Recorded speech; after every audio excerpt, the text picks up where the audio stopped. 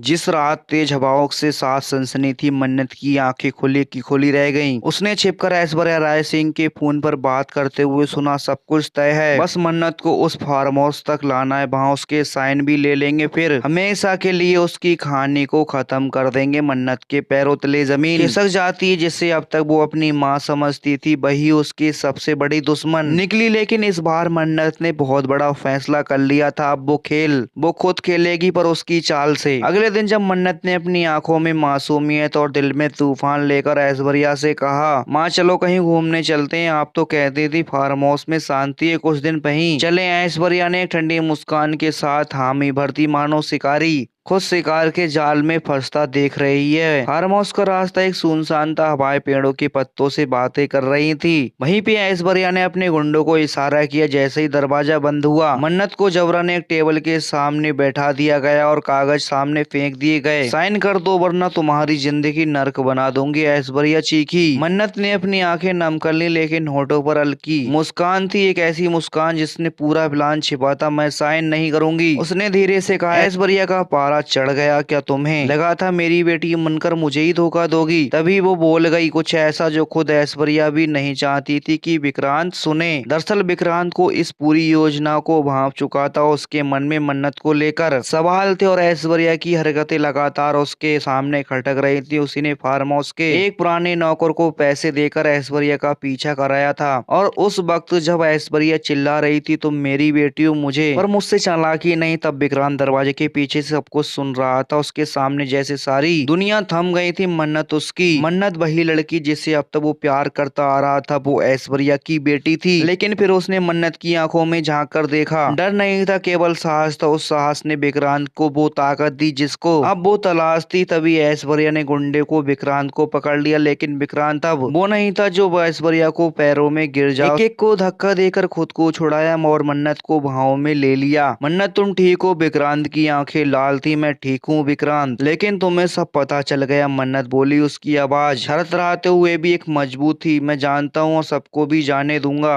विक्रांत ने कहा। लेकिन ऐश्वर्या भी हार मानने वालों में से बिल्कुल भी नहीं थी। उसने जोर से चिल्लाया, तुम क्या समझते हो तो कोई तुम्हारी बात मानेगा? मेरे पास पावर है, पैसा है, और तुम्हारे पास सिर्फ सच्चाई। सच्चाई काफी है, मन्नत ने पलटकर कहा, क्योंकि ये सच्चाई अब तुमको बर्बाद कर देगी। उसी वक्त पुलिस की गाड़ी फार्म हाउस के बाहर आकर रुकी। विक्रांत ने पहले ही सबूतों के साथ कॉल कर दी थी। ऐश्वर्या के गुंडे अब यहीं पे भागने लगते हैं, लेकिन पुलिस ने सबको दबोच लिया। जब ऐश्वर्या को हथकड़ी लगाई गई तो वो बड़बड़ाने लगी, मैंने सब कुछ तुम्हारे लिए ही किया था। मन्नत, सब कुछ किसने किया था माँ? मन्नत की आंखों में आंसू बह निकले। किसकी बेटी? तुझे गिरवी रखना था। ऐश्वर्या चुप हो गई। पहली बार उसके पास कोई जवाब नहीं था। पुलिस ऐश्वर्या को ले गई और फार्म हाउस की वो हवाएं जो अब तक खामोश थी, तेजी से चलने लगी, मानो हर बंदराज उसके उड़ा के ले जाने को जल्दी। और फिर आया वो लम्हा जब विक्रांत ने मन्नत का हाथ पकड़ा। अब सबके सामने आ ही गया एक और फैसला लेना। मन्नत, मल्लिका को छोड़ना ही होगा। मैं सिर्फ तुम्हारा हूँ। मन्नत ने एक पल को आंखें मूंदी और हर रिश्ता, हर छलावा, हर तकलीफ उसकी आंखों के सामने गुजर गया। मैं तुम्हें नहीं कहूंगी कि मल्लिका को छोड़ दो, ये तुम्हारा फैसला है, मन्नत बोली। मैंने फैसला कर लिया है, विक्रांत ने कहा। मेरा अतीत सिर्फ मेरे साथ रहेगा, लेकिन मेरा भविष्य सिर्फ तुम्हारे साथ है मन्नत। कुछ दिनों के बाद घर में माहौल फिर से बदला था। मल्लिका को जब ये सब कुछ पता चला तो उसका चेहरा भावहीन था। उसके सिर्फ एक बात कही, प्यार जब सच्चा हो तो जबरदस्ती नहीं होती। वो चुपचाप घर छोड़कर चली गई। मन्नत अब एक नई शुरुआत के लिए तैयार थी। ऐश्वर्या जेल में थी,